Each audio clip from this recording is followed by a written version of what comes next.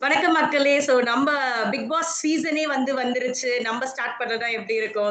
We present Fazil events and entertainment present Bigg Boss அரட்டை. இது நம்மளோட சீசன் 1. ஆனா நம்ம ரிவ்யூ பண்ண போறது சீசன் 9ஓட பிக் பாஸ் ஷோவை தான் ரிவ்யூ பண்ண போறோம். வித் ஸ்பெஷல் கெஸ்டா நம்ம கீதாமா வந்திருக்காங்க. கீதாமா சொல்லுங்க, பிக் பாஸ் பாத்தீங்களா? ஹாய் மஞ்சு, ஃபர்ஸ்ட் ஒரு தேங்க்ஸ். ஓகே, உங்க ஃபாசில் டீம் என்ன அப்ரோச் பண்ணி இந்த மாதிரி பிக் பாஸ் நம்ம ரெகுலரா எடுத்து பண்ணலாம்னு சொன்னதுக்கு first of all thank you so much for everyone. எனக்குமே இது ரொம்ப எஸ், தேங்க்யூடா. ஸோ நம்ம லெட்டஸ் டூ இட், நம்ம பண்ணலாம். இதை ஃபாசில்ல நீங்க இன்னும் நிறைய வெற்றிகள்ல நீங்க அடையறதுக்காக இது ஒரு ஒரு ஒரு முதல் முயற்சியா இதை நம்ம வச்சு பண்ணுவோம். இதுல நெக்ஸ்ட் நம்ம பை தி வே அப்படியே ஒன் பை ஒன்னா இன்டர்வியூஸ் எல்லாமே நம்ம அப்படியே ஒண்ணா எடுக்கப்போம்.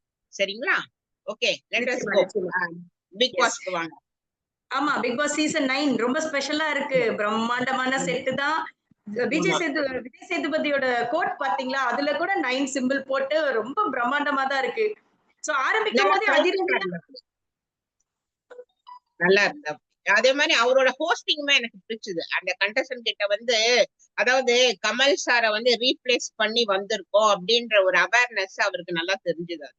அதாவது எப்படி பேசணும், ரொம்ப ஓவராவும் இது பண்ணல, ரொம்ப அடக்கி வாசியும் பண்ணல, லிமிட்டா இருந்தது. நல்லா இருந்தது, கிறிஸ்பியா இருந்தது அவர் பண்ணது. அவரோட போஸ்டுக்கு என்னவோ கரெக்டா அதை கரெக்டா பண்ணியிருந்தாரு. எல்லாரும் ரிசீவ் பண்ணது எல்லாமே நல்லா இருக்கு. ஆக்சுவலி இந்த வாட்டி நிறைய நியூ ஃபேஸஸ் இருக்கிறதுனால அவங்க ஃபேமிலியுமே இன்ட்ரடியூஸ் பண்ணி எப்படி அவங்க உள்ள வந்தாங்கன்ற வரைக்குமே ரொம்ப டீடைல்டா ஏவி எல்லாம் போட்டிருந்தாங்க. அது ரொம்ப இம்ப்ரெசிவா இருந்துச்சு. சோ அவங்களோட ஃபேமிலி பேக்ரவுண்ட் இப்ப நம்ம கண்டஸ்டன்ட் கிட்ட போயிடலாம் மஞ்சு. கண்டஸ்டன்ட் யார் யாருன்னு பாத்தீங்களா? ஒரு 20 பேர் இருக்காங்கல்ல. அதுல உங்களுக்கு நீ ஓரளவு பாத்திருப்பல, நேத்து பாத்திருப்பீங்க. இன்ட்ரெஸ்டிங் கேண்டிடேட்டா உங்களுக்கு யார் யாரு தோணுது? எனக்கு பார்த்த உடனே ஆரம்பிச்ச உடனே ஃபர்ஸ்ட் கண்டஸ்டன்ட் தாமா திவாகர் தான். ஏன்னா மனுஷன் ஸ்டேஜுக்குள்ள வந்ததுல இருந்து பெர்ஃபார்ம் பண்ணிட்டு இருக்காரு. உயிரை கொடுத்து நடிப்பேன்னா அது அவர் தான் போல. ஆமா,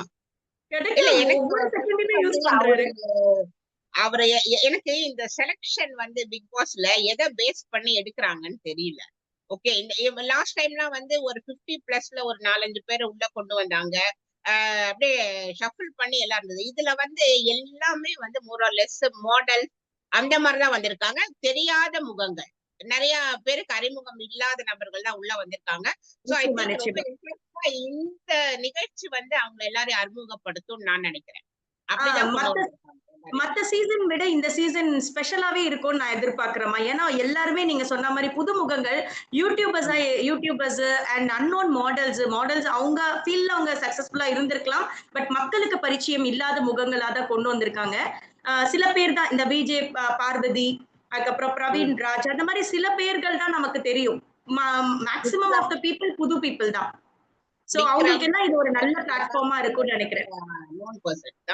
இதுல நான் எதிர்பார்க்கறது என்ன தெரியுமா? இன்ட்ரெஸ்டிங் கேண்டிடேட் அப்படின்னு நான் நினைக்கிறது ஃபர்ஸ்ட் டைரக்டர் பிரவீன் காந்தி இருக்காருல்ல, அவரு நீங்க என்ன பாரு, நிறைய கண்டென்ட் நமக்கு கொடுப்பாரு ஒன் பை ஒன்னா. ஏன்னா அவரால் அதோட மிங்கிள் ஆக முடியல.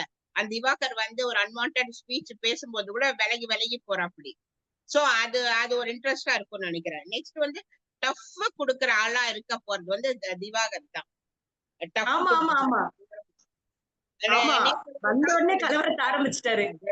இல்ல, நேத்து பேசினது பாத்தியா?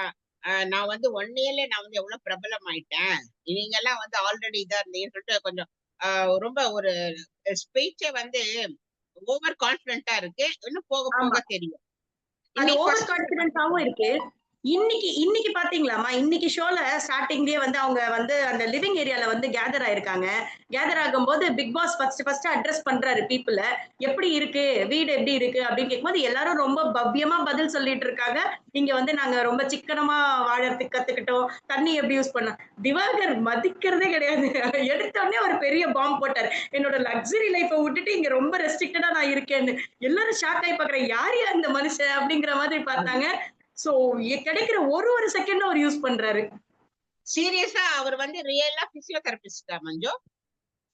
அப்படிதான் சொல்றாங்க. அதுவுமே ஒரு டிபேட் வந்துச்சு பாத்தீங்களா, கெமிக்கும் திவாகருக்கும். ஆக்சுவலா தெரபிஸ்ட் வந்து டாக்டர்ஸ் கிடையாது, டாக்டர்னு போட்டுக்க மாட்டாங்க, Yes. அவங்க தெரபிஸ்ட் தான். ஆமா, சோ அது ஆமா. கெமி வந்து சொன்னாங்கன்றது அவருக்கு அவ்வளோ ஈகோ ஹிட் ஆகுது. அப்படி ஒரு ஈகோயிஸ்டிக் பர்சன். அப்படியே அந்த தூங்கி எழுந்து காலையில ஃப்ரெஷ்ஷா சண்டை போடுறாரு, கொரட்டையில ஒரு சண்டை பாத்தீங்களா? ஆமா. இல்ல நான் வந்து நான் கொரட்டை விடுவேன்னு சொல்லிட்டேன். நீ விடாம நீ சொல்லாம நீ வந்து கொரட்டை விட்ட அப்படின்னு. நல்லாதான் இருந்தது ஆமா. காலைல எடுத்த உடனேயே. அதாவது இப்ப என்ன தெரியுமா மஞ்சு?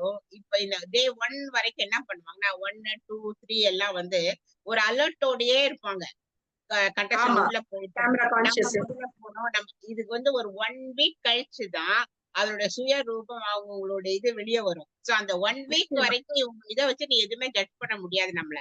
இந்த 1 வீக் கழிச்சுட்டு தான் அவங்க அந்த சுய ரூபம் ஒண்ணொண்ணா நல்லவங்களா இல்ல வந்து ஒரு மாதிரி மூடி டைப்பா எல்லாமே நமக்கு வரும். அது வரைக்கும் ஆமா. வெயிட் பண்ணு. சரியா? நிச்சயமா வெயிட் பண்ணலாம். ஆனா எஸ். இமிடியேட்டா நாமினேஷன் ஸ்டார்ட் ஆயிடுச்சேம்மா. இப்ப ஃப்ரெஷ்ஷா ஃபர்ஸ்ட் வந்த உடனே நாமினேஷன் ஸ்டார்ட் ஆயிடுச்சு. பாத்தீங்கன்னா yes. Maximum of the votes வந்து திவாகருக்கும், கவியரசனுக்கும் தான் வந்திருக்கு. ஆமா, ஆமா. அந்த கலையரசன் அவருமே எனக்கு ரொம்ப நாலேட்ஜ் இல்ல. அவரு ஏதோ அகோரியா இருந்துட்டு வந்தாரு அப்படின்னு ஆமா, சொன்னாங்க. ஆமா. அது அகோரி எல்லாமே வந்து அந்த கன்டென்ட்க்காக அவங்களோட யூடியூப் சேனலோட வியூவர்ஸ் ஜாஸ்தி பண்றதுக்காக, கன்டென்ட் பண்றதுக்காக இருந்தாரு. சோ அப்புறம் மக்கள் இன்னொரு முக்கியமான கண்டஸ்டன்ட் மஞ்சு, சுபிக்ஷா. ஒரு மீனவ சுபி பெண்.